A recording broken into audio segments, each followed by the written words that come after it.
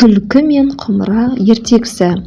Бір әйел далаға егін ора келіп, құмыраны сүтімен шөптің арасына тығып қояды. Бұны түлкі көрді де жасырынып келіп, құмыраның ішіне басын тығып, сүтті ішіп қояды. Енді түлкі құмырадан басын шығара алмай әлек болады.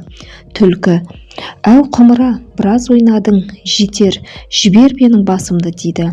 Қалай жұлғынса да басын шығара алмайды. Түлкі ашуланып: «Қап бәлем, тұра тұр, жақсылықпен қаламасаң, сені суға батырамын» деп жүгіріп келіп, өзін өзенге лақтырып, құмырамен бірге өзі де суға бата кетіпті. Ертегіден алатын сабағымыз: ешқашан біреудің затына тиіспеуіміз керек. Қолдансақ та иесінің рұқсатын алып қолдануымыз керек.